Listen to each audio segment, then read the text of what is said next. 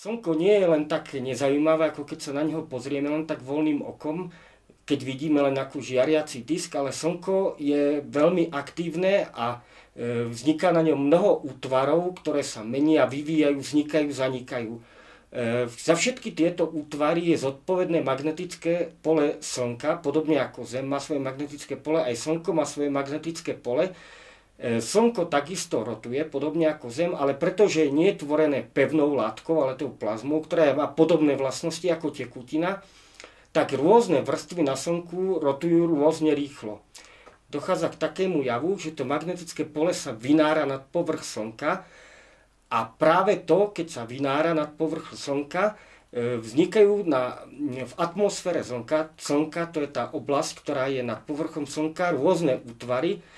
A práve to, že tam tie útvary vznikajú, voláme tzv. Slnečná aktivita a čím je tých útvarov tam viacej, tak tým hovoríme o tom, že slnečná aktivita je väčšia a práve tú slnečnú aktivitu my pozorujeme. Zameriavame sa hlavne na pozorovanie slnečných protuberancií. To sú obláčiky pomerne chladnej hmoty oproti veľmi horúcej koróne, lebo paradoxne atmosféra Slnka, slnečná koróna, má oveľa vyššiu teplotu ako povrch Slnka, ale paradoxne tie slnečné protuberancie majú teplotu porovnateľnú s povrchom Slnka.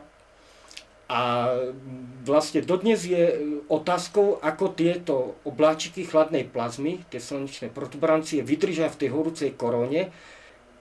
Keď to magnetické pole sa prepojí, tak dojde k vyvrhnutiu hmoty tej protuberancie a jej koróny do medziplanetárneho priestoru a tá hmota môže niekedy priputovať až k Zemi a ovplyvniť počasie, prenos rádiového signálu alebo môže poškodiť družice.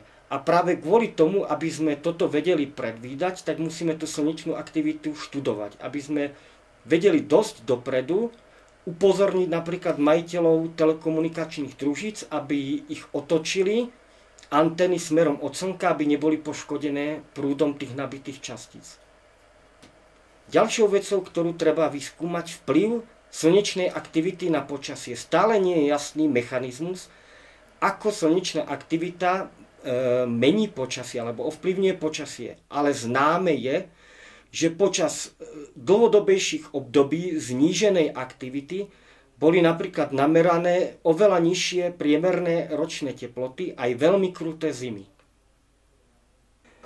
Pri hviezdach oni sú veľmi ďaleko a dajú sa pozorovať iba ako bodové zdroje.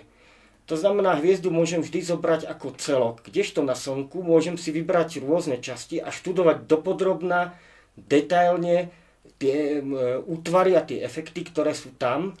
Pozorovanie slnečnej koróny je veľmi zaujímavé, najmä preto, že tam je mnoho ešte nevyriešených otázok. Náplňou mojej práce je hlavne snažiť sa napodobniť na počítači to, čo sa pozerá.